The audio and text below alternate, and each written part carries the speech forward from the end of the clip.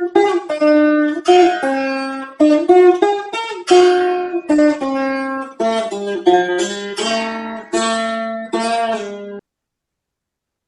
నమ శాంతాయ దివ్యాయ సత్యధర్మస్వరూపిణే స్వానందమృతతృప్తాయ సుందరాయ నమో నమః.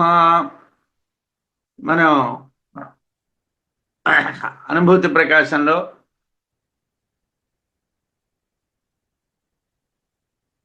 యథార్థానికి ఈ ఒక్క ప్రకరణాన్నే సుమారు 290 శ్లోకాల్లో వారు వ్యాఖ్యానం చేశారు.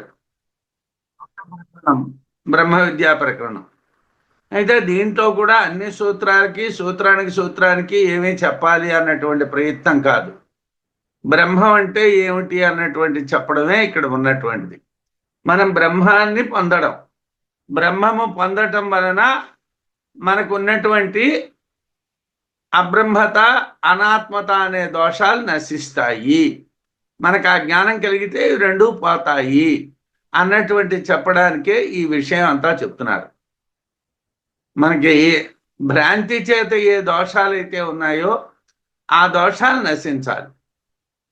ఆ దోషాలని చెప్తున్నారు. అబ్రహ్మత అనాత్మత హేతో ప్రత్యగ్ధ్వాంతే నివర్తితే ఆత్మానమేవ బ్రహ్మేతి నిర్విఘ్నం ప్రతిపద్యతే. ఏమిటండి అబ్రహ్మత అంటే? బ్రహ్మ కాదు, ప్రత్యేక బ్రహ్మ కాదు, ప్రత్యేక ఆత్మ కాదు, ఏది ఆత్మ కాదు, ఏది బ్రహ్మ కాదు. దేహేంద్రియ విషయాన్నే మనం ఇప్పుడు దాన్ని పట్టుకొని వేళపడుతూ ఉంటాం. మన నిత్యవారి వ్యవహారం అంతా కూడా దాని మీద ఆధారపడే జరుగుతుంది. మన బ్రహ్మ విషయాల్ని, అదే బ్రహ్మమే ఆత్మ, ఆత్మ విషయాలకి దూరంగా ఉంటాం. ఈ రెండింటికి హేతువులు ప్రత్యగ్ధ్వాంతే, ప్రత్యక్ అనేటువంటి ధ్వాంతే శబ్దమందు నివర్తితే, నివర్తింపబడగా. ఇక్కడ ధ్వాంతము అన్నటువంటి దానికి చీకటి అన్నటువంటిది ఒక అర్థం, కానీ ప్రత్యక్ అనేటువంటిది శబ్దస్వరూపం. అంటే ప్రత్యేక ఆత్మ ప్రత్యేక లోపల ఉన్నది అన్నటువంటి జ్ఞానం. ఆ ప్రత్యేక అనేటువంటి శబ్దం వినిపించేసరికల్లా ఆ చీకట్లు పోతాయి. ప్రత్యేక ధ్వాంతే నివర్తితే, ప్రత్యేక అనేటువంటి ధ్వాంతే శబ్దమునందు నివర్తితే, నివర్తించబడగా. ఇక్కడ కొద్దిగా అర్థం జటిలంగా అనిపిస్తుంది. ధ్వాంతం అంటే చీకటి కదండి, చీకటికి బదులుగా మీరు శబ్దం అని చెప్తున్నారు ఏంటంటే కొద్ది వివరణలోకి వెళ్ళిన తర్వాత అర్థమవుతుంది. ఆత్మానమేవ బ్రహ్మేతి, ఆత్మనే బ్రహ్మము అని నిర్విఘ్నం, ఎటువంటి ఆటంకములు లేకుండా ప్రతిపద్యతే, ప్రతిపాదింతురు. అంటే మొదట మనకి ప్రత్యేక ఆత్మ కాదు, ప్రత్యేక బ్రహ్మ కాదు అనేటటువంటి భావన పోవాలి. పోతే బ్రహ్మ ఆత్మయే బ్రహ్మ, ఆత్మ బ్రహ్మ కాదు అనడానికి లేదు, ఆత్మే బ్రహ్మ. బ్రహ్మము అన్నటువంటి పదం కానీ ఆత్మ అన్న పదం కానీ ఒకే అర్థాన్ని చెప్తున్నాయి, రెండు అర్థాలను చెప్పటం లేదు. మనకు ఒకటి చికాకు ఏమిటంటే ప్రత్యేక ఆత్మ అంటే బ్రహ్మ వేరు, ప్రత్యేక ఆత్మ వేరు. ప్రత్యేక బ్రహ్మ అంటే అది వేరు, ఆ ప్రత్యేక ఆత్మ వేరు. ఈ శబ్ద విషయకమైనటువంటి భ్రాంతి మనకున్నది.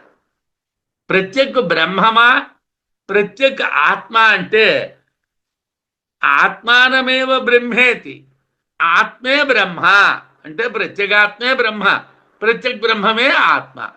ప్రత్యేగాత్మ ప్రత్యేక బ్రహ్మము అన్నటువంటివి రెండు పదాలు కావు. శంకరాచార్యుల వారు శృతికి వ్యాఖ్యానం రాసిన నాటికి కొన్ని వాదాలు లేవు. వారు వ్యాఖ్యానాలు రాసిన తర్వాతను మరికొంతమంది పండితులు తయారయ్యి కొన్ని రకాలైనటువంటి వాదాలని లోకంలోకి తెచ్చారు. ఆ వాదాలని దృష్టిలో పెట్టుకొని సురేశ్వరాచార్యుల వారు, విద్యారణ్యుల వారు మనకి వివరణలు చెప్తున్నారు. ప్రత్యేక బ్రహ్మ కాదు, ప్రత్యేక ఆత్మ కాదు అనడానికి అవిద్య వలన చెప్పబడుతూ ఉన్నటువంటి కారణాలు ప్రత్యక్షులు తెలియట వలన, అంటే ప్రత్యేక బ్రహ్మ కాదు అని కొంతమంది అంటున్నారు, ప్రత్యేక ఆత్మ కాదు అని కొంతమంది అంటున్నారు. ప్రత్యేకులు తెలియటం వలన, అవిద్య వలన చెప్తూ ఉన్నటువంటి వాళ్ళకి మన ప్రత్యేక ఆత్మని కానీ ప్రత్యేక బ్రహ్మాన్ని కానీ తెలియటం వలన అవిద్యారూపమైనటువంటి చీకట్లు పోతాయి, ఆత్మయే బ్రహ్మము అన్నటువంటిది మిగులుతుంది. అవిద్యారూపమైనటువంటి చీకట్లు పోయి ఆత్మే బ్రహ్మము అన్నది మిగులుతుంది. అంటే మనకి అబ్రహ్మత్వవాదము, అనాత్మత్వవాదము అనేటువంటి రెండు వాదాలు ఉన్నాయి. ఆత్మ లేదు, బ్రహ్మము లేదు, ప్రత్యేక ఆత్మ కాదు, బ్రహ్మము కాదు, అసలు లోపలేమీ లేదు. ప్రత్యేక అంటే లోపల ఉన్నది, లోపలేమీ లేదు అని వాదిస్తున్నాం. ఆ ప్రత్యేక నువ్వు తెలుసుకున్నావు అనుకో, ఈ వాదం ఆటోమేటిక్గా పోతుంది, ఆటోమేటిక్గా ఈ వాదం పోతుంది. కాలా ప్రవిభక్తం సత్ యత్ బ్రహ్మాభూత్ అవిద్యయా తత్ ప్రత్యక్తత్వ సంబోధాత్ ధ్వస్తే ధ్వాంతే అంతరాత్మని ఆత్మానమేవ తద్బ్రహ్మ బ్రహ్మైవ ఆత్మేతి అవేత్ శృతి. అబ్రహ్మత అనాత్మత, అబ్రహ్మ అనాత్మత హేతౌ ప్రత్యగ్ధ్వాంతే నివర్తితే వ్యావృత్య అనుగమాభావాత్ సర్వం తదభవత్ తతః అని సురేశ్వరాచార్యుల వారు వార్తికంలో వివరణ చెప్పారు. గురూపదేశం పొందక ముందర బ్రహ్మము దేశకాలాదుల చేత వేరు చేయబడినట్లు గోచరిస్తూ ఉంటుంది. అది ప్రత్యేక విషయ బోధం జరిగిన తరువాత ఆత్మ విషయంలో ఉన్నటువంటి అవిద్యా తిమిరం నశించి, చీకట్లో నశించి, ప్రత్యేక అనేటువంటి పదం యొక్క అర్థజ్ఞానము, వాక్యార్థ జ్ఞానము, అంటే అర్థజ్ఞాన హేతువు చేత, వాక్యార్థ జ్ఞాన హేతువు చేత, శబ్దము యొక్క ప్రత్యేక అనేటువంటి పదము యొక్క అర్థజ్ఞానము చేతను, ఆ ప్రత్యేక అనేటువంటి దాని వాక్యార్థము చేతను, గురువాక్య ప్రమాణంతో, గురువుల వాక్యం ప్రమాణమై బ్రహ్మాత్మలు రెండూ ఒక్కటే అనే జ్ఞానం సాక్షాత్కరిస్తున్నది. యథార్థానికి ఏమిటవుతున్నదండి? గురూపదేశం లేదు. అంటే గురూపదేశం అంటే గురువుగారి చెవులో ఏదో మంత్రం బోధించడం కాదు. ఆత్మవిద్యా విషయకంగా గురువుని ఆశ్రయించాలి. ఆత్మవిద్యా విషయకంగా గురువుని ఆశ్రయించినప్పుడు గురువు నువ్వే బ్రహ్మము అన్నటువంటిది బోధిస్తారు. ఆ బోధించిన తర్వాతను, ఆ బోధించేటప్పుడు అతను ప్రత్యేక అనేటువంటి చెప్పి, ఆ ప్రత్యేక అనేటువంటి లోపల ఉండేటువంటి దాని యొక్క స్వరూపాన్ని పదార్థముగా, అంటే శబ్దము యొక్క అర్థముగా, పదము యొక్క అర్థముగా చెప్తారు, వాక్యార్థముగా చెప్తారు. ఆ రెండు చెప్పబడక ముందర ప్రత్యేక అంటే ఆత్మ కాదు, ప్రత్యేక అంటే బ్రహ్మ కాదు అన్నటువంటి భావన ఉన్నది. ఆ ఉపదేశం జరిగిన తర్వాతను ఆత్మ కాదు, బ్రహ్మ కాదు అనేటటువంటి చీకటి నశించిపోతుంది. శబ్దార్థము, వాక్యార్థము రెండు తెలిసిన తరువాతను అంతకు పూర్వం ఉన్నటువంటి అజ్ఞానం నశించిపోతుంది, జ్ఞానం సాక్షాత్కరిస్తుంది. తత్వజ్ఞానం వలన ఆత్మ బ్రహ్మ ఒక్కటే అని, అది ప్రత్యేక అని తెలుస్తుంది. అంటే ఇక్కడ ఏమిటంటే ఆత్మ బ్రహ్మ ఒక్కటే, బానే ఉంది. ఎక్కడుందా ఆత్మ? వైకుంఠంలో ఉన్నదా, కైలాసంలో ఉన్నదా, లేకపోతే సత్యలోకంలో ఉన్నదా? ఎవరి దగ్గర ఉన్నది ఆత్మ? ఎవరు బ్రహ్మం? రోజు కొట్టుకుంటున్నాం కదండి. ఈ పల్లె అనేటువంటి వాళ్ళు ఉన్నాం చాలామంది. అంటే పండితులం అనుకుంటూ ఉన్నటువంటి వాళ్ళు, పండితం మన్యమానాహ అని పాపం మనకు ఉపనిషత్తుల్లో అంటారు. ఎవడికి వాడే నేను పండితుడిని అనుకుంటూ ఉంటాడు. నిజంగా నువ్వు పండితుడివి అయితే నీకు కలగవలసినటువంటిది ఏమిటయ్యా? అవిద్యా తిరస్కార ఫలమైనటువంటి బ్రహ్మజ్ఞానం కలగాలి. కలిగిందా? బ్రహ్మజ్ఞానం కలిగితే అంతా బ్రహ్మమే, సర్వాత్మ భావం కలిగింది. లోకంలోని పిపీలి కాని బ్రహ్మ పర్యంతం అంతా బ్రహ్మమే. అలాంటప్పుడు ఎవడి మీద మనకి ద్వేషం లేదు, ఎవడి మీద మనకి ప్రేమ లేదు, రాగద్వేషాలు రెండూ లేవు, ఈ కొట్టుకోవడాలు లేవు.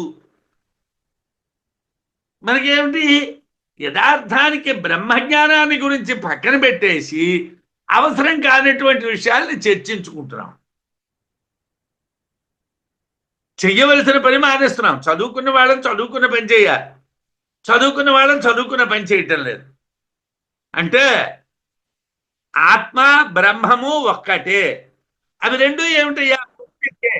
ప్రత్యేక యొక్క శబ్దార్థము వాక్యార్థము గురువు చేత ఉపదేశించబడ్డ తర్వాత అజ్ఞానం పోయింది.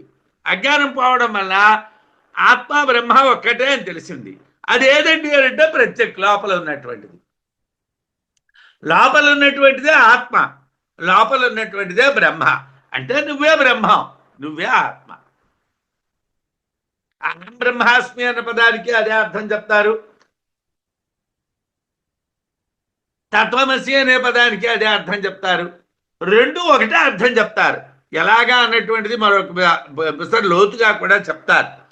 నివర్త్య భేదాద్భిన్నోర్ధో బ్రహ్మాహం పదయోర్భవేత్ అబ్రహ్మత అబ్రహ్మానాత్మతే భార్యే ఏకస్మిన్నేవ వస్తుని. బ్రహ్మము అంటే అహం అంటే రెండు ఒకటి ఎలాగవుతాయండి? అహం బ్రహ్మాస్మి అంటున్నారు కదా, అహం అంటే నేను, బ్రహ్మము అంటే ప్రత్యేక లోపల ఉన్నదో లేకపోతే ఎక్కడున్నదో ఉన్నది. ఆ రెండు ఒకటి ఎలాగవుతాయండి? తత్వమసిలో లాగే తత్వము ఒకటి ఎలాగవుతాయండి అని అంటే ఏదో చెప్పారు చాందోగ్యం. మీరు ఆల్రెడీ ఆ ప్రకరణం వినేశారు అనుకుంటాను. అందుకోసం తత్వమసి అన్నటువంటి వాక్యానికి అర్థం చెప్పారో లేదో ఇంకా ఉపాసనాకాండంలో ఉంటే అది అవలేదో నాకు సరిగా ఐడియా లేదు.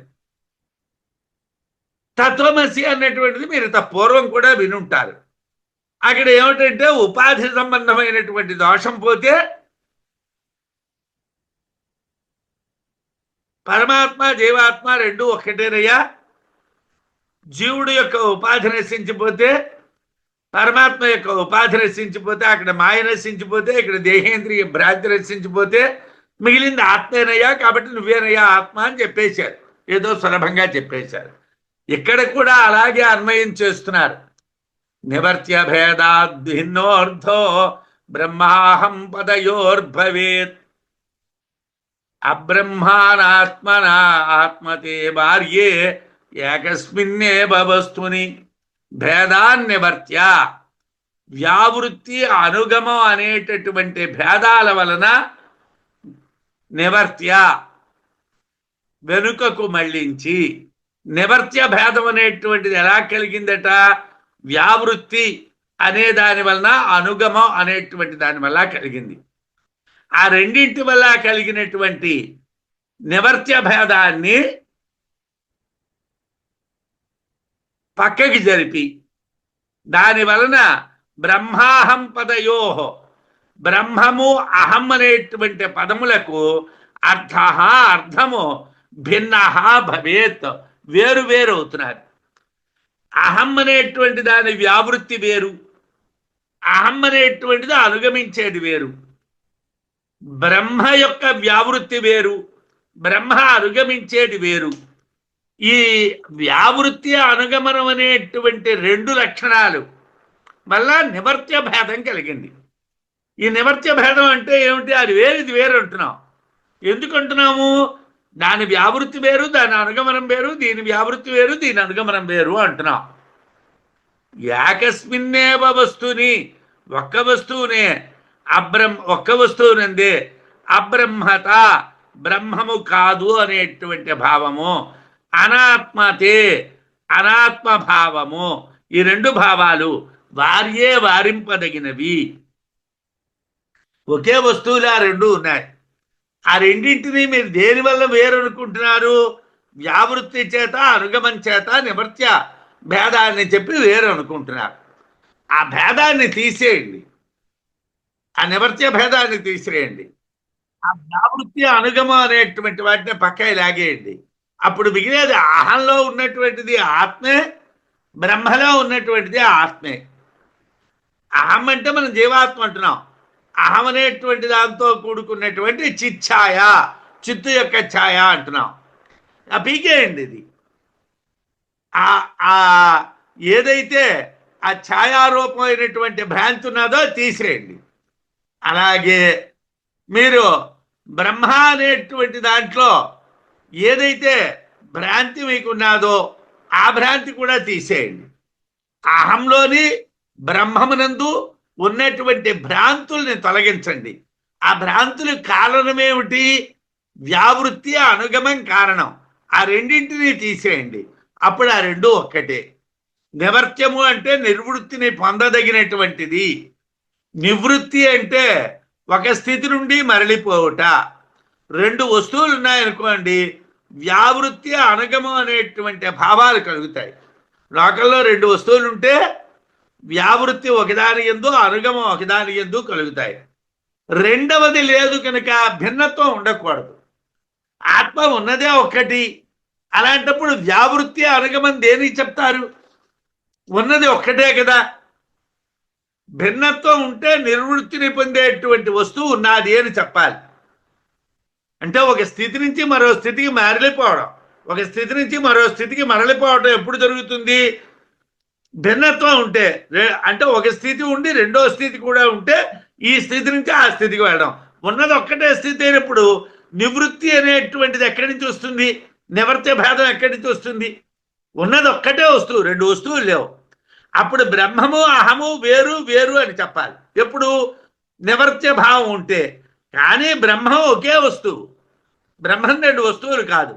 అబ్రహ్మత్వము అనాత్మత్వము అనేటువంటివి భ్రాంతులు మాత్రమే. బ్రహ్మము కాదు అండం, ఆత్మ కాదు అండం భ్రాంతులే తప్పిస్తే యథార్థం కాదు. అందువలన ఉన్న బ్రహ్మమే కాబట్టి అహము బ్రహ్మమే, బ్రహ్మము అహమే. అహం అన్నటువంటి శబ్దం అబ్రహ్మము కాదు, అహము అన్నటువంటి శబ్దం కూడా బ్రహ్మమే.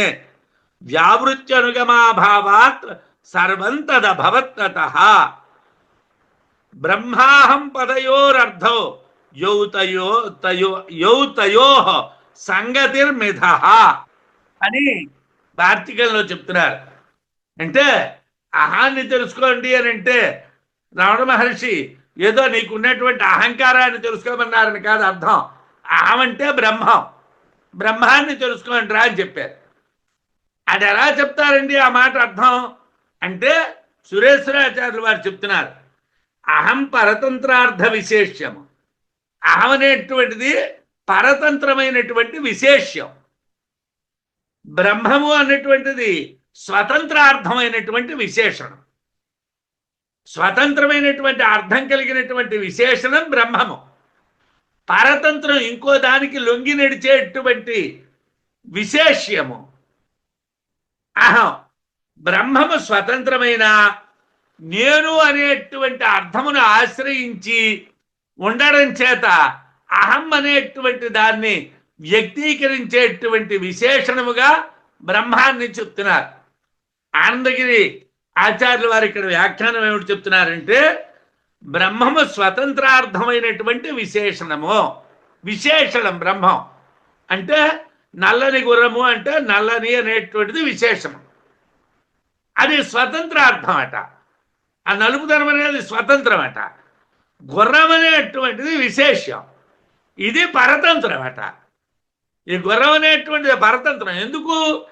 ఏ అహం అనేటువంటిది నువ్వు మాట్లాడుతున్నావో అది పరతంత్రం, అది విశేష్యం అయినప్పటికీ కూడా, గుర్రము విశేష్యమే అయినప్పటికీ కూడా అది పరతంత్రం. అహం విశేషణమే అయినప్పటికీ అది స్వతంత్రం. మరి స్వతంత్రమైనటువంటి బ్రహ్మము అనేటువంటిది నేను అనేటువంటి అర్థాన్ని ఆశ్రయించి అహం అనేటువంటి దాన్ని ఆశ్రయించి ఉండడం చేత అహం అనేటువంటి దాన్ని వ్యక్తీకరించేటువంటి విశేషణంగా బ్రహ్మాన్ని చెప్తున్నారు. అహం అనేటువంటి దానిని వ్యక్తీకరించడం అంటే గుర్రాన్ని ఎలాగైతే తెలియచేస్తుందో అలాగే అహం అనేటువంటి దాన్ని తెలియచేసేటువంటి విశేషణంగా బ్రహ్మాన్ని చెప్తున్నారు అన్నారు. స్వానుభూత్యా అవసాయేస్మిన్ ప్రతీచ్య బ్రహ్మతాంజనాః ఆరోప్య శాస్త్రగమ్యేస్మిన్ అనాత్మత్వం అకల్పయన్. అసలు ఆత్మ అనేటువంటిది ఏమిటండి? అనుభూతి విషయం. అది ఎవడు మనకు పట్టుకొని వచ్చి ఇచ్చేది కాదు, మనం పొందేది కాదు, చెప్పేది కాదు. అనుభూతి. అనుభూతి చేతనే ఆత్మ ఉన్నది అని తెలుస్తున్నది, ఇతరంగా తెలియటం లేదు. స్వానుభూతి అవసాయే, తన యొక్క అనుభూతియే అంతముగా కలిగినటువంటి అస్మిన్ ఈ ప్రతీచి ప్రత్యక్కునందు జనులు అబ్రహ్మతాం బ్రహ్మము కాదు అను భావమును ఆరోపణము చేసి శాస్త్రగమ్యే శాస్త్రము చేత పొందదగినటువంటి తెలియదగినటువంటి అస్మిన్ ఈ ప్రతీచి యందు అనాత్మత్వం ఆత్మ కాదు అను భావమును అకల్పయన్ కల్పించుచున్నారు. అనుభూతి వల్ల బ్రహ్మం ఉందని తెలుస్తున్నది. మనం ఎలా నడుస్తున్నాం, ఎలా తింటున్నాం, ఎలా కూర్చుంటున్నాం, ఎలా తిరుగుతున్నాం, ఇన్నింటికీ కూడా ఏదో ఒక శక్తి ఉన్నది అని మనకు తెలుసు. ఏమండి, మనం ఊపిరి ఉన్నది, ప్రాణాలు పీల్చుకుంటున్నాం, నడుస్తున్నాం, తిరుగుతున్నాం. ఈ పనులన్నీ చేయటానికి కారణం ఏమిటండి అంటే ప్రాణం ఉండడం అండి అన్నారు. ప్రాణం అనేటువంటిది కూడా ఒక ఇంద్రియమే, కానీ ప్రాణం అనేటువంటిది ఆత్మ కాదు. ఆత్మ లేకపోతేనే, అంటే ప్రాణం ఉంది రాత్రి వేళ అంటే ఇది అయిపోయిన తర్వాత మనం ఆ బ్రాహ్మణంలోకి వెళ్తాం, అజాతశత్రు బ్రాహ్మణంలోకి వెళ్తాం.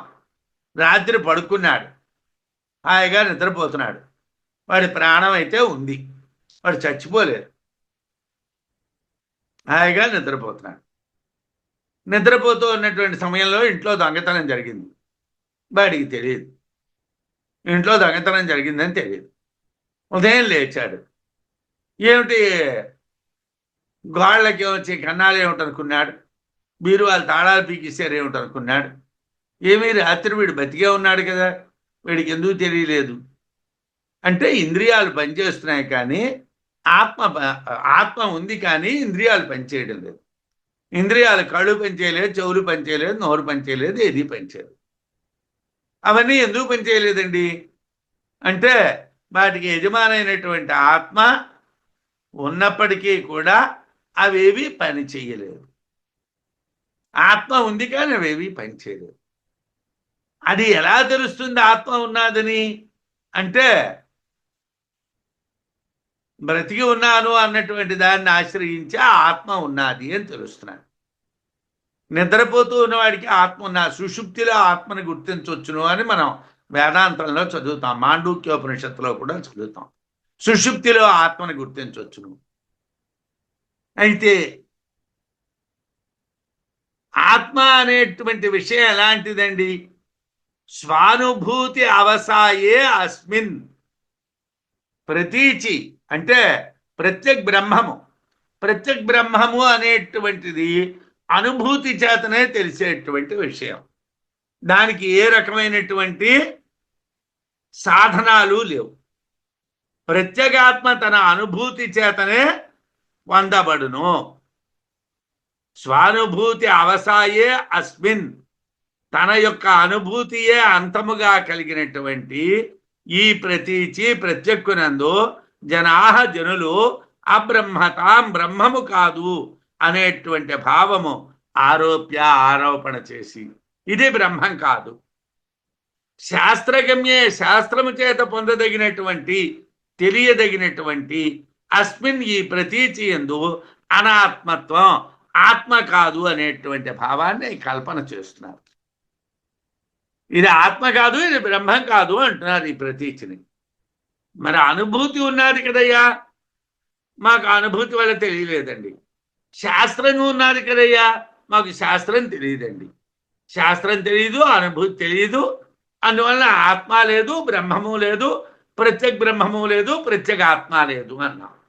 ప్రత్యేగాత్మ తన అనుభూతి చేతనే పొందబడుతున్నది. అటువంటి ప్రత్యేగాత్మ బ్రహ్మము కాదని ఆరోపిస్తున్నారు. శాస్త్రం చేత తెలియదగినటువంటి ప్రత్యేకునందు అనాత్మత్వం కల్పిస్తున్నారు, ఆత్మ కాదు అంటున్నారు. ఇంతకు నివర్త్య భేదాద్ భిన్నోర్థో అనుచోట తత్వమసి వాక్యమునందు వలె తత్వను దాని లక్షణ, త్వమ్మను దాని లక్షణలందు గలన ఉపాధి దోషాలు తీసివేస్తే బ్రహ్మ అహం శబ్దములు ఏకార్థకములే. ఇక్కడ వ్యాఖ్యానం ఎలా చేస్తున్నారంటే నివర్త్య భేదాన్ని చెప్పారు కదండి. ఇంతకు ముందు దాంట్లో నివర్త్య భేదాన్ని చెప్పారు. అంటే వ్యావృత్య అనుగమ అనేటువంటి దోషాలు నివర్త్య భేదములు అని చెప్పారు. ఆ భేదాన్ని పురస్కరించుకొని వేరు వేరు అర్థాలు చెప్తున్నారు కదా. అక్కడ తత్వమసి వాక్యంలో లాగే తత్తుకి త్వమ్ముకి లక్షణార్థాన్ని చెప్పి, అంటే వాచ్యార్థం కుదరదు కాబట్టి లక్షణార్థాన్ని చెప్పి ఆ ఉపాధిగతమైనటువంటి దోషాలు తీసేస్తే ఆత్మ ఒక్కటే అవుతున్నది కదా. అదేవిధంగా బ్రహ్మ అహం శబ్దాలు ఏకార్థకాలే. బ్రహ్మ శబ్దము అహం శబ్దము ఒకే అర్థాన్ని చెప్తాయి. బ్రహ్మ అమానిత్వము, అదంభిత్వము, అహింసత్వము మొదలైనటువంటి పదాలతో నివృత్తి స్వరూప మాత్ర నిష్ఠ కలిగినటువంటిది బ్రహ్మ. బ్రహ్మకి లక్షణాలు ఏమిటండి? అమానిత్వం అంటే ఏదో అభిమానం అనే గుణం ఉండదు, దంభం ఉండదు, హింస ఉండదు. ఇలాంటి వాటితో చెప్పబడుతుంది బ్రహ్మం. అహం పదం భిన్నార్థంగా కనిపిస్తున్నది కదండి. భిన్న అహానికి అభిమానం ఉంటుంది, అహానికి దంభం ఉంటుంది, అహానికి హింస ఉంటుంది కదండి. అంటే నివర్త్య భేదము వలన అర్థభేదము లేదు. ఇక్కడ నివర్త్య భేదము అంటే ఇంతకు ముందు చెప్పాను, వ్యావృత్తి అనుగమాలనేటువంటివి తీసివేసిస్తే ఇక్కడ భిన్న అర్థము అన్నది లేదు అని చెప్పారు. రెండు అర్థాలు ఇక్కడ మరి ఉండవు అని చెప్పారు. లక్ష్య విషయములైనటువంటి బ్రహ్మ అహం శబ్దములు ఏకార్థకములే. బ్రహ్మ శబ్దము అహం శబ్దము కూడా ఒకే అర్థాన్ని చెప్తాయి. శబ్ద భేదము మాత్రమే కనిపిస్తుంది. అహం అన్నటువంటి పదం వేరు, బ్రహ్మ అన్న పదం వేరు, కానీ రెండూ ఒకే అర్థం కలిగినటువంటివి. బ్రహ్మము ఆత్మ కాదు, ఆత్మ బ్రహ్మ కాదు అనే వాదం అజ్ఞానజన్యం. అది పోతే పరమాత్మే ప్రత్యేకం. ముందు బ్రహ్మ ఆత్మ కాదు, ఆత్మ బ్రహ్మం కాదు అని వాదించేటువంటి గుణం పోతే మనకి పరమాత్మే ప్రత్యేగాత్మ అని తెలుస్తుంది. అప్పుడు బ్రహ్మాహం శబ్దములందరి భేదం పోయి అఖండైక రసంగా గ్రహించబడుతుంది. బ్రహ్మ అహం శబ్దాల్లో నివర్త్య భేదము వలన కలిగినటువంటి దోషము పోయి ఒక్కటిగా తెలియబడుతుంది. అహం బ్రహ్మాస్మి అనేటువంటి మహావాక్యము శృతి చెప్తున్నది. అది ప్రత్యేక యొక్క ఆత్మతత్వమును చెప్తున్నది. అందువలన అనుభూతి చే తెలియబడే బ్రహ్మమే ప్రత్యేకు, శాస్త్రము చే తెలియబడే ఆత్మే ప్రత్యేగాత్మ. ప్రత్యేగాత్మ అన్న ప్రత్యేక బ్రహ్మము అన్న అనుభూతి చేతను శాస్త్రము చేతను సిద్ధించేటటువంటివి. ఇక్కడ వ్యావృత్తి అనుగమ దోషములు లేవు, నివర్త్య భేదము వర్తించదు. అందువలన అహం అనేటువంటిది బ్రహ్మము అనేటువంటిది ఒకే అర్థాన్ని కలిగి ఉంటాయి. అనుభూత్యవసేయేహం బ్రహ్మశాస్త్ర సమర్పితం అస్మీతి బోధాత్ ఆరోపద్వయమత్ర నివర్తతే. ఇక్కడ రెండు ఆరోపణలు పోతాయంటున్నారు కదండి. అనుభూతి ఉన్నప్పటికీ కూడా ఆత్మ కాదు అంటున్నారు, బ్రహ్మం కాదు అంటున్నారు. ఈ రెండు ఆరోపణలు పోవడానికి ఏమిటి దారండి? అనుభూతి అవసాయే, అనుభూతి అంతముగా కలిగినటువంటి ప్రత్యేగాత్మ యందు అహం బ్రహ్మ, అహం బ్రహ్మ అను పదం నేను బ్రహ్మము అనేటువంటిది అహం బ్రహ్మ అనేటువంటిది శాస్త్ర సమర్పితం, శాస్త్రము చేత నిర్దిష్టమైంది. అహం బ్రహ్మాస్మి అన్నటువంటిది ఎవరో ఒక వ్యక్తి చెప్పినటువంటిది కాదు, అది శాస్త్రం చెప్పింది, ఉపనిషత్తు చెప్పింది. అహం బ్రహ్మాస్మి అన్నటువంటి పదం ఉపనిషత్తులో ఉన్నారు. అస్మీతి బోధాత్, నేను బ్రహ్మమును అగుచున్నాను అను బాధ వలన, అంటే నేను బ్రహ్మాన్ని అవుతున్నాను అనేటువంటి జ్ఞానం వలన ఆరోపద్వయం, అహం వేరు బ్రహ్మ వేరు అనేటువంటి రెండు ఆరోపణలు అత్ర ఇక్కడ నివర్తింపబడుచున్నవి. ప్రత్యేగాత్మ అనుభూతి మాత్రం చేత తెలుస్తుంది. అహం బ్రహ్మ అనునటువంటి అనే రెండు పదాలు కూడా శాస్త్రం చేత నిర్దిష్టమయ్యాయి. నేను బ్రహ్మము అగుచున్నాను గురూపదేశ జనితమైనటువంటి తెలివి వలన నేను వేరు బ్రహ్మ వేరు అనేటువంటి భావన పోతుంది. ఇక్కడ నేను వేరు లేదు, బ్రహ్మ వేరు లేదు. ఇక్కడ నివర్త్య భేదం వర్తించదు. ఇక్కడ వ్యావృత్తి లేదు, అనుగమనం లేదు. ఒక్కటే ఉన్నటువంటి వస్తువు బ్రహ్మ ఒక్కటే ఉన్నారు, మిగతాదంతా ఆరోపణ. ఆరోపణలకి సంబంధం లేదు కాబట్టి అహం అనేటువంటిదే బ్రహ్మ, బ్రహ్మం అనేటువంటిదే అహం. ఆ విషయాన్ని శాస్త్రం నిర్దేశిస్తున్నది. అహం బ్రహ్మాస్మి, నేను బ్రహ్మమును అగుచున్నాను అన్నటువంటిది శాస్త్ర నిర్దిష్టమైనటువంటి పదం. అస్మీతి వర్తమానోక్తే విద్యాకాలైవ ముక్తత సిద్ధాత అసౌ సాధ్యా స్యాద్ అగ్నిహోత్రాది కార్యవతు. సరేనయ్యా, నేను బ్రహ్మముని అగుచున్నాను అన్నా, నువ్వు బ్రహ్మాన్ని అవటం కోసం గురువుగారి దగ్గరికి వెళ్ళావు, గురువుగారు నీకు మంత్రాలు ఉపదేశం చేశారు, నువ్వు అవన్నీ చదువుకున్నావు, సాధన చేసావు, దానికి ఏదో టైము గీము రావాలి కదయ్యా. నువ్వేదో అలా ఆయన ఉపదేశం చేస్తే ఇలా నీకు వెంటనే బ్రహ్మ అంటే ఏమిటో తెలిసిపోతుందా? నీకు శాస్త్రాలు తెలియక్కర్లేదా? నీకు పూర్వపక్ష సిద్ధాంతాలు తెలియక్కర్లేదా? ఏ రాద్ధాంతాలు తెలియక్కర్లేదు. ఇవన్నీ దేనికోసం అంటే పాండిత్యం కోసం చదువుకోవాలి, కానీ పరమాత్మ కోసం చదువుకోక్కర్లేదు. పరమాత్మ అనేది అనుభూతి. రామకృష్ణ పరమహంస గారు ఎన్ని గ్రంథాలు ఎంతమంది దగ్గర నేర్చుకున్నారు? రమణ మహర్షి గారు ఈ బ్రహ్మసూత్రాలు ఎవరి దగ్గర చెప్పుకున్నారు? అనుభూతికి అవసరం కాదు. అయితే అనుభూతిని చెప్పటానికి వాక్కుకి అవకాశం లేదు కాబట్టి శాస్త్ర నిర్దిష్టమైనటువంటి మార్గాన్ని చెప్పాలి. అందుకోసం ఈ సిద్ధాంతాలు మాట్లాడతారు. కానీ వాస్తవంగా అనుభూతే బ్రహ్మం. బ్రహ్మము అనేది అనుభూతి. ఎంతోమంది మహాత్ములు ఆ బ్రహ్మానుభూతిని పొందిన వాళ్ళు ఉన్నారు. వాళ్ళు ఏమిటి చదువుకున్నారండి? వాళ్ళు శాస్త్రాలు చదువుకున్నటువంటి వాళ్ళకి బ్రహ్మానుభూతి ఉండటం ఖచ్చితంగా చెప్పలేం. ఎందుకంటే ఉపనిషత్తులకు అర్థాలు రాసిన వాళ్ళు ఉంటారు, బ్రహ్మసూత్రాలకు వ్యాఖ్యానాలు రాసిన వాళ్ళు ఉంటారు. వాళ్ళు లౌకిక వ్యవహారాల్లోనే కుట్టుమిట్టాడుతూ ఉంటారు. వాళ్ళకి బ్రహ్మజ్ఞానం ఉన్నది అని చెప్పడానికి, వాళ్ళు బ్రహ్మాన్ని పొందేరు అని చెప్పడానికి మన దగ్గర అవకాశాలు తక్కువగా ఉంటాయి. బ్రహ్మాన్ని పొందినటువంటి వాళ్ళు నిజంగా చదివేరా లేదా, వాళ్ళకి అవన్నీ తెలుసునా తెలియదా అంటే మనకు తెలియదు. వాళ్ళు చెప్పిందే బ్రహ్మం. ఎందుకంటే వాళ్ళ పరావాక్కు పశ్యంతి వాక్కు కాబట్టి, వాళ్ళు పరబ్రహ్మాన్ని చూశారు కాబట్టి వాళ్ళు మాట్లాడగలరు. రమణ మహర్షి గారు ఉపదేశారవనో లేకపోతే ఉన్నది నలువది అన్నటువంటిదో ఏదో ఆయన చెప్పారండి. ఆయన ఎలా చెప్పారంటే ఆయన అరుణాచలానికి వెళ్తూ ఉన్నటువంటి ముందర ఏ గురువు గారి దగ్గర బ్రహ్మసూత్రాలు కానీ ఉపనిషత్తులు కానీ చదువుకోలేదు. అరుణాచలం వెళ్ళిన తర్వాత ఏ గురువు గారి దగ్గర ఏమీ చదువుకోలేదు. అన్నీ చదువుకున్నటువంటి కావ్యకంఠ గణపతి శాస్త్రి గారికి అనుభూతి లేదు. ఇవేమీ చదువుకోనటువంటి రమణ మహర్షికి అనుభూతి ఉన్నది.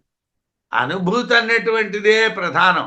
అందుంచే ఈ పుస్తకానికి అసలు పేరే అనుభూతి ప్రకాశం. అనుభూతి లేని వేదాంతం ఎందుకండి? అనుభూతి లేని వేదాంతం ఎందుకు? ఏమండి, మైసూర్ పాక్ చాలా బాగుంటుందండి, చాలా తీయగా ఉంటుందండి, పూతరేకులు ఇంకా బాగుంటాయండి, ఇలా చెప్తే కాదు కదా. ఏదో పూతరేకు ఇచ్చారనుకోండి, నోట్లో పెట్టుకుంటే ఆహా ఇలా ఉంటుందా అని తెలుస్తుంది. అలాగే మైసూర్ పాక్ ఇస్తే నోట్లో పెట్టుకుంటే ఆహా ఇలా ఉంటుందా అని తెలుస్తుంది. అలాగే బ్రహ్మం అనుభూతి పొందితే తెలుస్తుంది, కానీ బ్రహ్మాన్ని గురించి మాట్లాడితే ఏం తెలుస్తుందండి? బ్రహ్మం బ్రహ్మం బ్రహ్మం బ్రహ్మం అంటే ఏం తెలియదు. అస్మి ఇది ఆగుచున్నాను అని వర్తమానోక్తే వర్తమాన కాలమునందు చెప్పబడుట విద్యాకాలైవ జ్ఞానోపదేశ సమయమునందే ముక్తత ముక్తి కలుగుట సిద్ధించుచున్నది. ఏమండి, అహం బ్రహ్మాస్మి అంటున్నారు కదా, తత్వమసి అన్నటువంటి చోట అవకాశం ఉన్నదండి. తత్ అంటే అది, త్వం అంటే నీవు, అసి అంటే అగుచున్నావు అన్నారు. అది నువ్వు అవుతున్నావు అన్నారు. ఇప్పుడు అవుతాడా, రేపు అవుతాడా, ఎల్లుండి అవుతాడా, ఎప్పుడప్పుడు అవుతాడా? అసి అన్నటువంటిది ఎదుటకుండా ఉన్నటువంటి వాటిని గురించి చెప్పినటువంటి మాట కాబట్టి ప్రమాదం లేదు. ఇక్కడ అహం బ్రహ్మాస్మి దగ్గర ఇబ్బంది ఏమిటండి? నేను బ్రహ్మమును అగుచున్నాను. నేను బ్రహ్మమును అగుచున్నాను ఎప్పుడు అవుతున్నావు? ఇప్పుడే అవుతున్నాను. అగుచున్నాను అన్నటువంటిది వర్తమాన కాలం. వర్తమాన కాలంలో అంటే ఎప్పుడండి? గురువుగారు ఉపదేశం చేయగానే నేను బ్రహ్మాన్ని అయిపోయానా? అది ఎలాగండి? గురువుగారు ఉపదేశం చేశారు, నువ్వు విన్నావు, నీకు అర్థమైంది, బాగా బుర్రలో పెట్టుకున్నావు అంటే అంతకన్నా నీకేం తెలుసు? నువ్వేం బ్రహ్మం అయిపోయావు? కానీ ఇక్కడ అహం బ్రహ్మాస్మి అన్న వాక్యం దగ్గర ఉన్నది ఏమిటి? నేను బ్రహ్మమును అగుచున్నాను అని వర్తమాన కాలంలో వాడుతున్నారు. అందుకోసంలో జ్ఞానోపదేశ సమయంలోనే ముక్తి సిద్ధిస్తున్నది. అత అందువలన అసౌ ఈ ముక్తి నా సాధ్యాస్యాత్, ఇది సాధ్యం కాదు. అంటే ఇదేదో కష్టపడి సంపాదించినటువంటిది కాదు. అగ్నిహోత్రాది కార్యవతు, అగ్నిహోత్రాలు మొదలైనటువంటివి ఏదో చదువుకున్నాం, ఎలా చేయాలో, అగ్నిహోత్రాలు ఎలా చేయాలి అన్నటువంటిది చదువుకున్నాం, చదువుకొని అలా చేశాం. అలా ఇదేం కాదు, అలాంటి విషయం కాదు. అగ్నిహోత్రాది కార్యాలు లాంటిది కాదు. అంటే అగ్నిహోత్రము మొదలైనటువంటి కార్యాల వలె ఇప్పుడు ఆచరింపబడి ఎప్పుడో ఫలమిచ్చేటువంటిది కాదు. అగ్నిహోత్రాదులు కర్మలు, అవి ఆచరిస్తే అపూర్వం పుడుతుంది. ఆ కర్మఫలం ఎప్పుడో కలగవచ్చు, కానీ బ్రహ్మజ్ఞానం కలిగినంతనే ముక్తి సిద్ధిస్తుంది. దీనికి కాల విలంబనం లేదు. దీనికి ఇవాళ మనం బ్రహ్మజ్ఞానాన్ని పొందితే ఏదో జన్మలో మోక్షం రావడం అన్నటువంటిది లేదు, వెంటనే మోక్షం కలుగుతుంది. అందుకే సూత్రంలో అహం బ్రహ్మాస్మి అనే చోట అస్మి అనేటువంటి వర్తమాన కాలక్రియ వాడారు. అస్మీహత్య నిర్దేశాత్ విద్యాకాలైవ ముక్తత సిద్ధాతో అసౌ న సాధ్యా స్యాత్ అగ్నిహోత్రాది కార్యవతు అని వార్తికం. జ్ఞానం కలగటమే ముక్తి కలగటం ఏకకాలం నందే జరుగుతుంది. అంటే ఎప్పుడు జ్ఞానం కలిగితే అప్పుడు మోక్షం వచ్చేస్తుంది, వెంటనే వచ్చేస్తుంది. తస్మాత్ తత్సర్వమభవదు ఇది వాక్యేన వేదనాత్ ఉచ్యతే సర్వభావాప్తి సర్వజ్ఞత్వాపవాదతః. ఏమండి, అహం బ్రహ్మాస్మి, నేను బ్రహ్మమునగుచున్నాను అన్నారు, దానివల్ల ప్రయోజనం ఏమిటండి? నువ్వు బ్రహ్మానం అయితే ప్రయోజనం ఏమిటి? నేను బ్రహ్మ అయ్యాను, ఏమిటి ప్రయోజనం? సర్వభావ కలుగుతుంది, సర్వభావం కలుగుతుంది. అంటే నువ్వే అందరూ, పిపీలికాడి బ్రహ్మ పర్యంతంలో అంతటా నువ్వు ఉన్నావు. అందుగురించే ఇందాకలా నేను మాట అన్నాను, నిజానికి బ్రహ్మం కాగానే నేనే బ్రహ్మాన్ని అని తెలుసుకున్నటువంటి జ్ఞానం ఉంటే మరొకడిని నిందించము, మరొకడిని పొగడము, మరొకడికి ఏ ఆశ పెట్టము, మరొకడితో ఇంకో రకంగా మాట్లాడము. ఎందుకోసం? నువ్వు బ్రహ్మానిమైనప్పుడు వాడు బ్రహ్మమే, నువ్వు బ్రహ్మమే, లోకం అంతా బ్రహ్మమే, అంతా బ్రహ్మమే, సర్వస్వభావం నీకు కలుగుతుంది. నీకు సర్వస్వభావం కలిగినప్పుడు ఈ భ్రాంతి ఉండదు. ఏమండి? తస్మాత్ తత్సర్వం అభవత్ అన్నటువంటిది మంత్రం. ఇక్కడ మంత్రవాక్యం ఏంటంటే ఉపనిషత్తులోని తస్మాత్ అహం బ్రహ్మాస్మి అన్న జ్ఞానం కలగడం వలన తత్సర్వం అభవతు, ఆ ఆత్మ సర్వస్వభావాన్ని పొందింది. తస్మాత్ తత్సర్వం అభవదితి వాక్యేన, మంత్రంలో ఉన్నటువంటి వాక్యాన్ని అలా పట్టుకొని వచ్చారు. తస్మాత్ తత్సర్వం అభవద్ ఇది వాక్యేన, ఆత్మ సర్వము అయినది అనేటువంటి వాక్యము చేత, వేదనాత్ ఆత్మ సర్వత్వము తెలియబడుట వలన, ఆత్మ సర్వత్వం అంటే అందరి యందు ఉన్నది ఆత్మే. ఎప్పుడైతే మీరు ఆత్మస్వరూపాన్ని పొందారో అన్నింటి యందు మీరున్నారు. మీరు లేనటువంటి ప్రదేశం లేదు.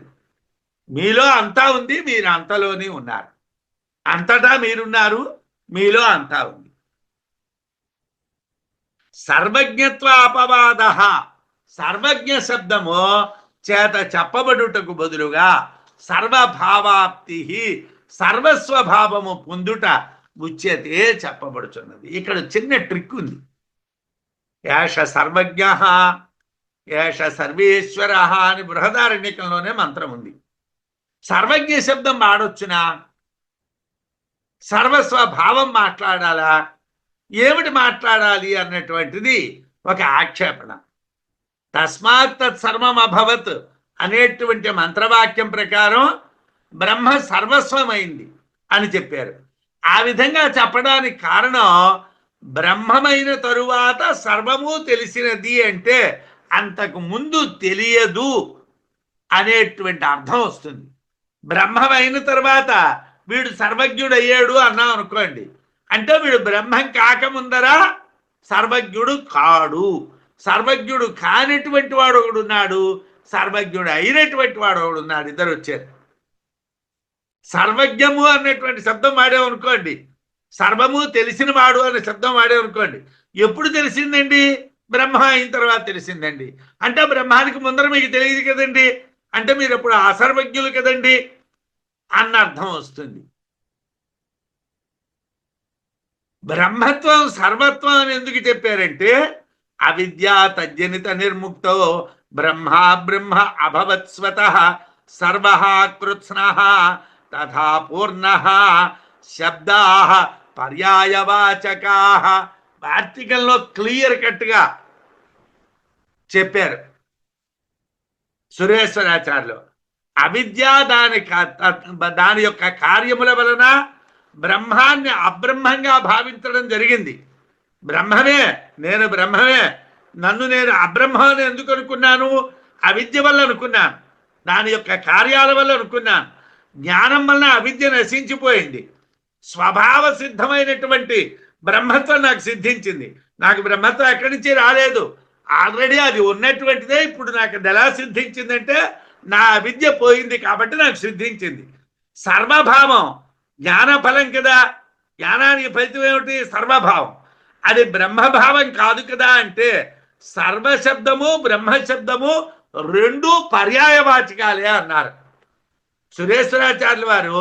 సర్వశబ్దము బ్రహ్మశబ్దము రెండు పర్యాయవాచకాలే, ఈ రెండు వేరు కాదు.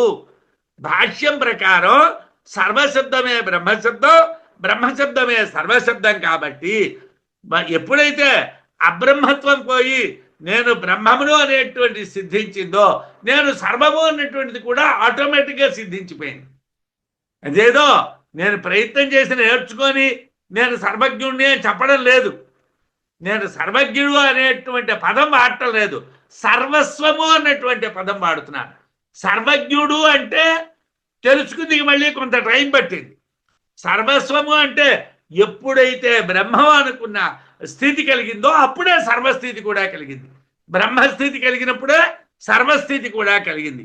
రెండు పర్యాయ పదాలు కనుక బ్రహ్మత్వము సర్వత్వము జ్ఞానకాలమునందే కలగడం వల్ల, జ్ఞానం కలిగినప్పుడే బ్రహ్మత్వము కలిగింది, సర్వత్వము కలిగింది. కాబట్టి బ్రహ్మానికి వేరుగా సర్వజ్ఞత్వము కలుగుట లేదు.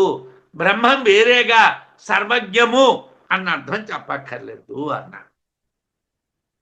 స్వత సర్వాత్మకం బ్రహ్మ భాత్య సర్వమితి భ్రమాత్ విద్యాయాః భ్రాంతిబోధోస్య సర్వత్వం అవశిష్యతే. ఇంకా ఈ సర్వత్వాన్ని గురించి మనకు వివరిస్తారు. స్వతహా తనంతట తానుగా బ్రహ్మము సర్వాత్మకమైనటువంటిది. భ్రమ వలన అసర్వమివ సర్వము కానట్లు భాతి ప్రకాశించును. విద్యాయా జ్ఞానము వలన భ్రాంతి బాధి భ్రాంతి పోగొట్టబడగా అస్యా బ్రహ్మము యొక్క సర్వత్వం సర్వభావము అవశిష్యతే మిగులును. అంటే నేను బ్రహ్మాన్ని అన్నప్పుడే నేను సర్వాత్మకుణ్ణి. అంటే స్వతహా తనంతట తానుగా బ్రహ్మము సర్వాత్మకం. బ్రహ్మ అంటే సర్వాత్మకం, అంతటా ఉన్నటువంటిది. అయితే అవిద్య వలన మనం అది సర్వాత్మకం కాదు అనుకున్నాం. ఎప్పుడైతే జ్ఞానం వలన అవిద్య బాధించబడ్డాదో, భ్రాంతి పోయిందో, అప్పుడు మనకి సర్వత్వ భావమే మిగులుతుంది. మనకి మిగిలేది ఏమిటండి అని అంటే సర్వత్వ భావం మిగులుతుంది. స్వతసిద్ధంగా బ్రహ్మం సర్వాత్మకము, కానీ భ్రాంతి వలన అసర్వంగా కనిపిస్తున్నది. జ్ఞానము కలగగానే భ్రాంతి పోతుంది. అప్పుడు బ్రహ్మము యొక్క సర్వత్వమే మిగులుతుంది. బ్రహ్మము అంటే సర్వం, అదే మిగులుతుంది. బ్రహ్మము సర్వము ఒక్కటే అని తెలియాలి అని చెప్పారు. నన్మసౌ సర్వభావాప్తి న విద్యామంత్రతో భవేత్ వినోత్తమాత్వానుష్ఠాన కాలదేవాద్యనుగ్రహం. ఇక్కడ ఆక్షేపణలు ఉన్నాయి. ఈ ఆక్షేపణలకి మనం సమాధానాలు కూడా చూడాలి. ఇక్కడ ఏమిటండి ఆక్షేపణలు అంటే, అసౌ ఈ సర్వభావాప్తి సర్వభావం పొందుట నా విద్యామాత్రతో భవేత్ నను. ఏదో జ్ఞానమాత్రం వలన సర్వస్వభావం కలగదు. నువ్వేదో జ్ఞానం కలిగినంత మాత్రాన సర్వస్వభావం కలగదు. ఎంతోమంది జ్ఞానం కలిగిన వాళ్ళు ఉన్నారు, వాళ్ళకి సర్వస్వభావం కలగలేదు. కాబట్టి నీకు కలగదు. ఎలా మరి ఎందుకు వేయాలో అంటున్నావు? దీనికి 4 లక్షణాలు ఉంటాయ్యా. ఉత్తమ జన్మకు ఉండాలి, అనుష్ఠాన ఉపాసనా విధి ఉండాలి, కాలం యొక్క అనుగ్రహం ఉండాలి, దైవాద్యనుగ్రహం దేవతల యొక్క అనుగ్రహం ఉండాలి. వినా లేకుండా కలగదు.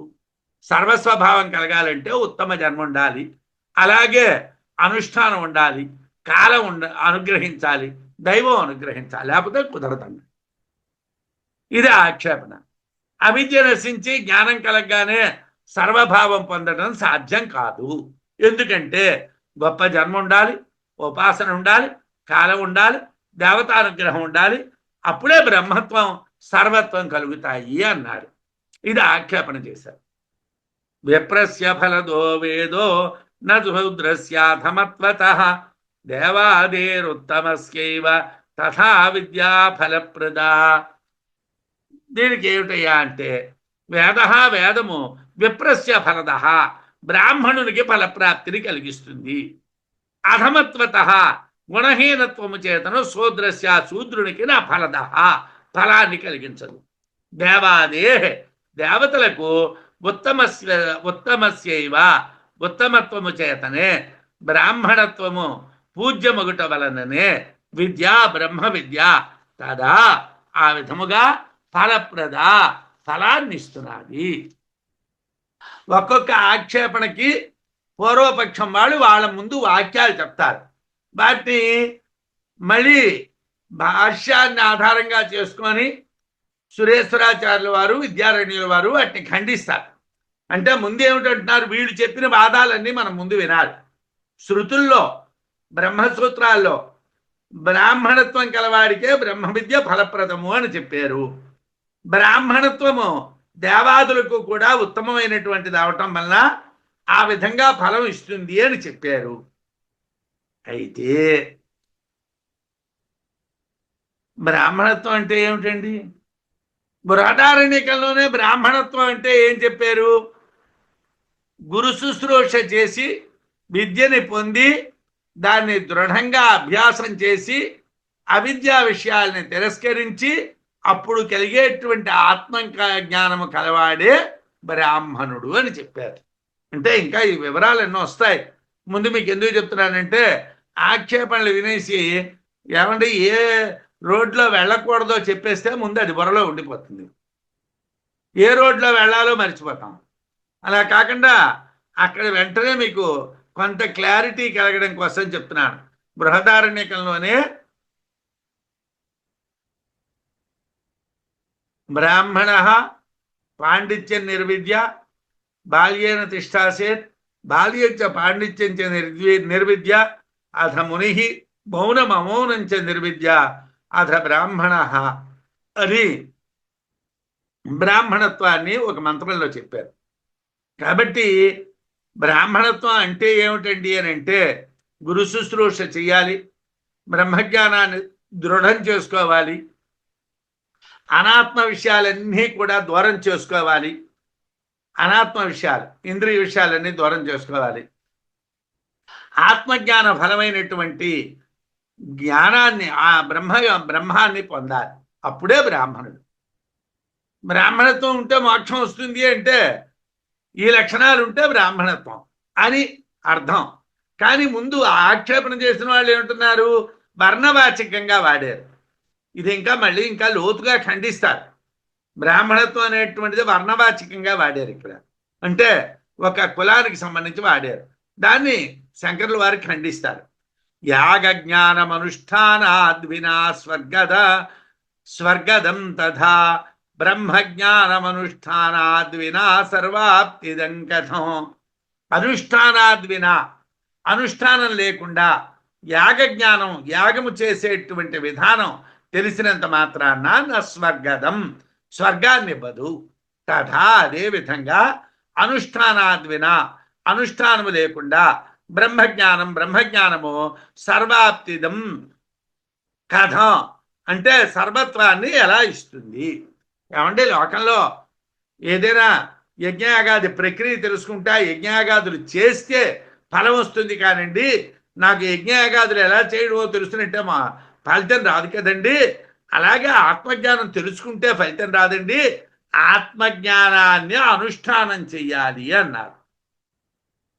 యాగం చేస్తే చాలదు, యాగం విధానం తెలిస్తే చాలదు, యాగం చేస్తేనే స్వర్గం కలుగుతుంది. అలాగే బ్రహ్మజ్ఞానం కలిగితే చాలదు, దాన్ని అనుష్ఠిస్తేనే అనుష్ఠానం చేస్తేనే సర్వత్వం కలుగుతుంది అన్నారు. కర్మకాండ అనుష్ఠాన విషయం, బ్రహ్మకాండ అవిద్యా నివృత్తి విషయం. అవిద్య నశించగానే బ్రహ్మత్వం కలగటం వలన ప్రత్యేకంగా అనుష్ఠాన విధి ఇక్కడ ఉండదు. ఇక్కడ అనుష్ఠానం అనే ఉండదు. బ్రహ్మజ్ఞానం కలగగానే బ్రహ్మం అయిపోతాడు. బ్రహ్మజ్ఞానం కలగడం ఏమిటి బ్రహ్మం అయిపోతాడు. అందుకే ఇక్కడ అనుష్ఠానం అనేది ఉండదు. కానీ వాళ్ళు ఆ విధంగా ఆక్షేపణ చేశారు. మూడోది ఏమిటండి, గర్భాధానం ఋతావేవ నాణ్యకాలే తథోత్తమం విద్యాకృత యుగే సర్వభావం యచ్చతి నాణ్యథా. కాలం వల్ల కలిగేటువంటి ప్రయోజనం ఏమిటండి అంటే కాలం అనుగ్రహిస్తేనే సర్వత్వ భావం కలుగుతుంది. గర్భ ఆధానము చేయటం అంటే గర్భాన్ని ధరింపజేయడం. ఇది ఋతవు ఏవ ఋతుకాలమునందే అంటే స్త్రీ రజోదర్శనం పొందినటువంటిది రోజు దగ్గర నుంచి 15 రోజుల వరకే సాధ్యం. ఆ తర్వాత స్త్రీ పురుష సంగమం వలన కూడా గర్భం జరగదు అంటారు. అందుగురించి ఈ 15 రోజుల లోపునే గర్భాధాన కాలంగా ఉంటుంది. తథా అదే విధంగా ఉత్తముని యందు విద్యా బ్రహ్మ విద్య కృతయుగమునందు మాత్రమే సర్వత్వ భావమును ప్రయచ్చతి కలిగించును. అంటే ఏమిటనమాట, ఏమండి సర్వత్వ భావం కావాలంటే కృతయుగంలోనే సాధ్యం కానండి, త్రేతాయుగంలో ద్వాపర యుగంలో కలియుగంలో అది సాధ్యం కాదండి అన్నారు. ఎందుకని కాదండి అన్నారంటే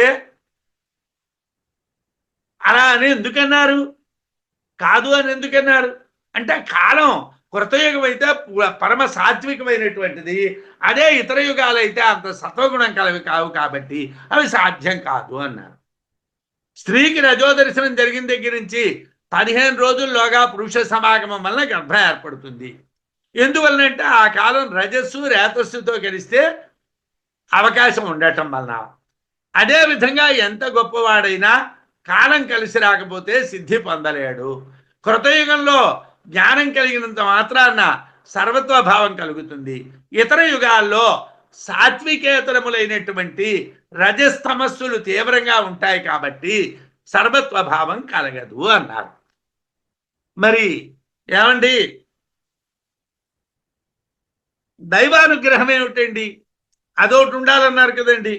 రాజ్ఞా కృషి ఫలం యద్వత్కరార్థం ప్రతిపద్యతే సర్వభావస్తథా దేవై యాగభుగ్భిర్నివార్యతే. రాజ్ఞా రాజు చేత కృషి ఫలం వ్యవసాయానికి సంబంధించినటువంటి పంట కరార్థం పన్ను కొరకు యద్వత్ ఏ విధముగా ప్రతిబధ్యతే ప్రతిబంధము చేయబడునో, అంటే పండించినటువంటి పంట పన్ను కింద జమ కట్టేసుకుంటాడు రాజుగారు. తథా అదే విధంగా యాగభుగ్భి యాగముల కిందలి హవిస్సుల్ని భుజించేటువంటి దేవై దేవతల చేత సర్వభావ సర్వభావము కూడా నివార్యతే అడ్డుకోబడుతుంది. దేవతలు మనుష్యులకి సర్వభావం కలగకుండా అడ్డుకుంటారు అన్నాడు.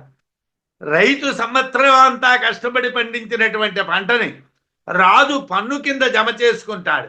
అదేవిధంగా మనుష్యులు చాలా శ్రమించి సంపాదించేటువంటి పుణ్యం వలన లభించేటువంటి ఫలాన్ని దేవతలు అడ్డుకుంటారు. దేవతలకు హవిస్సులు కావాలి అంటే మనుష్యులు కర్మలు చేయాలి, అంటే మనుష్యులకు జ్ఞానం కలగకూడదు.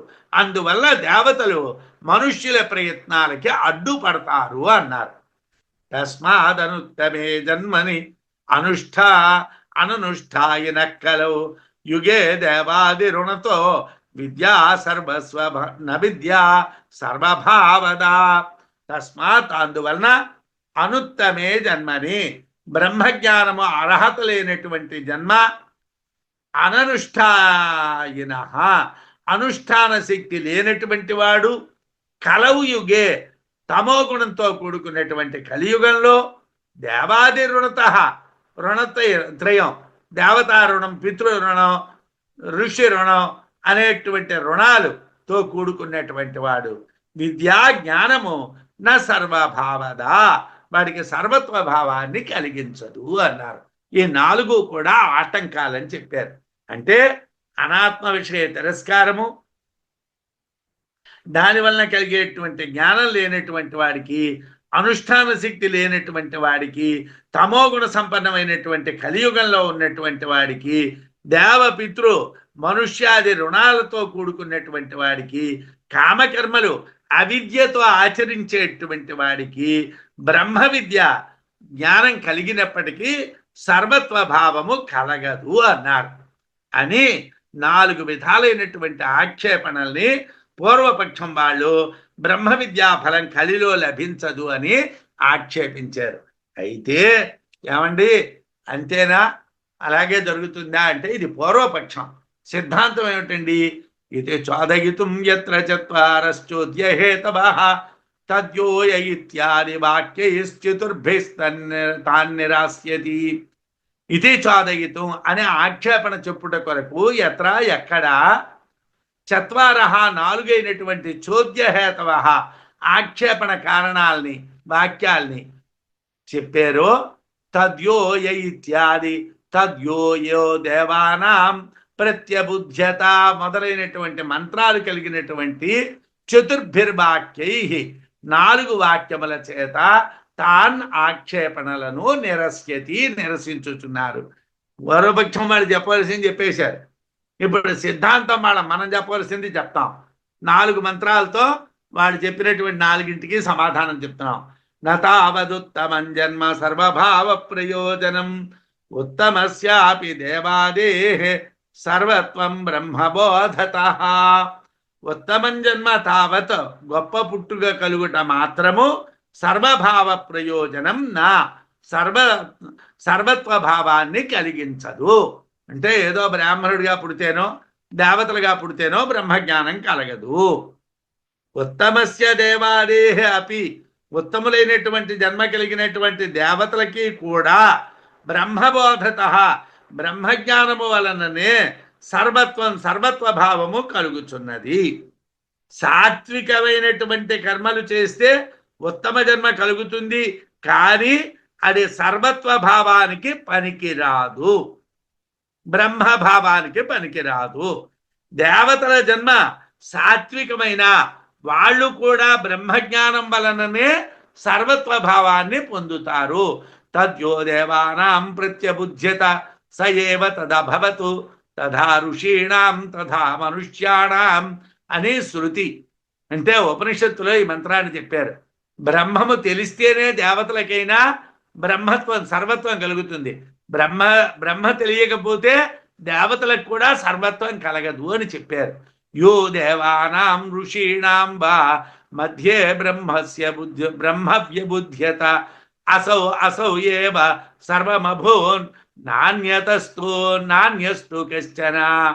యహ ఎవడు దేవానాం మధ్యే దేవతల మధ్య ఎందు కానీ ఋషీణాం మధ్యే ఋషులలో గాని బ్రహ్మమును వ్యబుధ్యత తెలుసుకొనెనో అసౌ ఏవ ఆ దేవతయే అసౌ ఏవ ఆ ఋషియే సర్వమభూత్ సర్వభావాన్ని పొందాడు.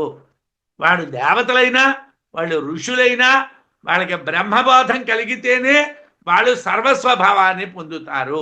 కశ్చన అన్య ఇంకొకడెవడో బ్రహ్మ నా బ్రహ్మము కాడు, మరోడెవడు బ్రహ్మ కాడు. మరోడికి ఎవరికి సర్వస్వభావం కలగదు. ఎవరికి సర్వభావం కలుగుతుంది? ఎవరికైతే బ్రహ్మజ్ఞానం ఉంటుందో వాళ్ళకే. వాళ్ళు దేవతలైనా ఋషులైనా మనుష్యులైనా ఎవరైనప్పటికీ కూడా బ్రహ్మభావం కావాలి, సర్వస్వభావం కావాలి అంటే బ్రహ్మజ్ఞానం కావాలి. దేవతల్లోనైనా ఋషుల్లోనైనా ఎవడు బ్రహ్మాన్ని తెలియనో ఆ దేవత లేదా ఆ ఋషి మాత్రమే సర్వభావాన్ని పొందుతారు, మరొకడెవడూ పొందలేడు. అంటే ఉత్తమ జన్మ ఉన్నంత మాత్రాన సర్వభావము కలుగదు. జ్ఞానం ఉంటేనే సర్వభావం కలుగుతుంది. జన్మకి సర్వభావానికి సంబంధం లేదు. ఎటువంటి జన్మ కలిగినటువంటి వాడైనా కూడా సర్వభావాన్ని పొందొచ్చును. ఈ విషయాన్ని ఇంకా లోతుగా చెప్తారు, రేపు చెప్పుకుందాం. స్వస్తి.